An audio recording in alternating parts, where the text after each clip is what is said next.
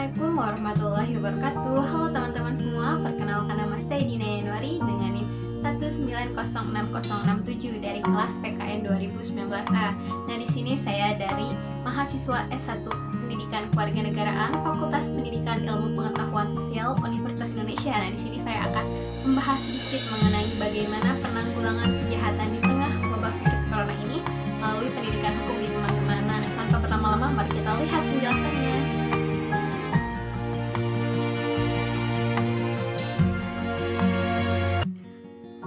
Nah, teman-teman sekalian, pastinya sekarang atau saat ini, teman-teman sekalian sudah tahu kan bahwa saat ini Indonesia bahkan dunia sedang mengalami sebuah bencana, yaitu wabah pandemi COVID-19. Nah, teman-teman sekalian, ternyata tidak hanya kesehatan yang terganggu atau terdampak, tetapi ada sosial dan ekonomi yang terdampak akibat adanya wabah pandemi virus corona ini, teman-teman. Nah, sama halnya seperti biasanya, manusia harus memenuhi kebutuhan hidupnya. Nah, lalu bagaimana sih manusia bisa mendapat atau memenuhi kebutuhan hidupnya pada masa pandemi COVID-19 pada saat ini? Nah, tidak sedikit atau bahkan ada beberapa orang yang melakukan tindak kejahatan demi untuk memenuhi kebutuhan hidupnya, demi keberlangsungan hidupnya tentunya. Nah, tindak kejahatan di masa pandemi Indonesia pada saat ini meningkat dengan cukup drastis nih, teman-teman.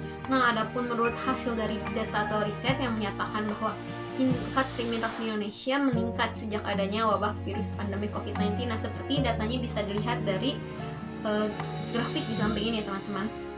Grafik di samping ini menunjukkan adanya peningkatan yang cukup drastis dari minggu ke-19 hingga minggu ke-20 saat penyebaran COVID-19 di Indonesia.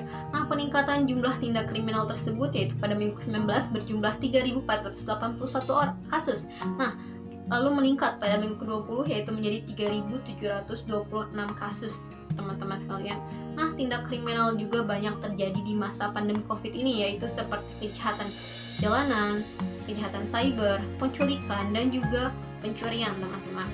Nah, mayoritas pelaku beralasan melakukan tindak kejahatan tersebut karena kesulitan ekonomi, katanya. Nah, para pelaku kejahatan memanfaatkan situasi saat semua sedang fokus pada penanggulangan kasus virus corona di Indonesia, teman-teman.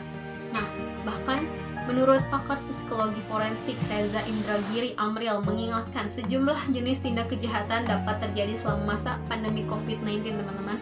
Nah, salah satunya yakni jenis kejahatan yang hanya dilakukan untuk memenuhi kebutuhan hidup sehari-harinya. Nah, sebab tidak bisa dipungkiri bahwa dengan adanya kebijakan yang awal, yaitu seperti PSBB atau pembatasan sosial berskala besar yang bertujuan untuk memutus penyebaran rantai virus COVID-19 ini, berdampak pada hilangnya mata pencaharian dan terjadi PHK secara besar-besaran yang mengakibatkan mereka kesulitan untuk memenuhi atau mencukupi kebutuhan hidupnya sehari-hari, teman-teman.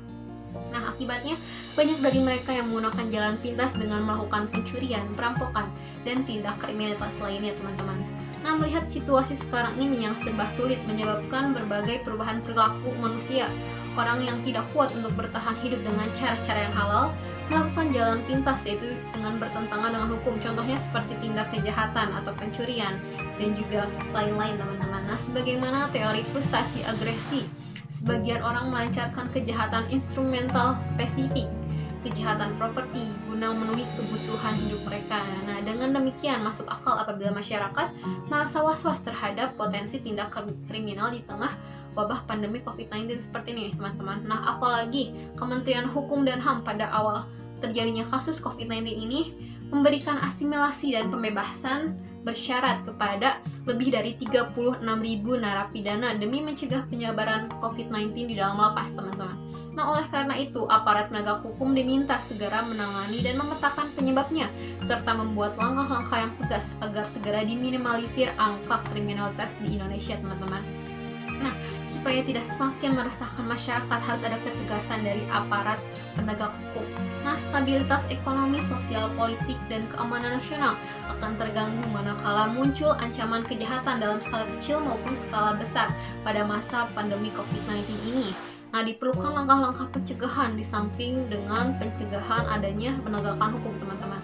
Nah, strategi dalam menanggulangi kejahatan pencurian pada masa pandemi COVID-19 yaitu dengan cara pendidikan hukum, teman-teman. Nah, pendidikan hukum yang dapat dilakukan dengan cara selalu mensosialisasikan bahayanya sebuah kejahatan di masa pandemi dan bahaya hukum serta dampak hukumnya yang dapat dikenakan terhadap seseorang yang melakukan tindak kriminalitas di masa pandemi COVID-19 ini, teman-teman. Nah, dengan adanya upaya pendidikan hukum terhadap masyarakat tersebut, itu bisa menjadi salah satu cara penanggulangan kejahatan di tengah wabah pandemi virus COVID-19 ini, teman-teman.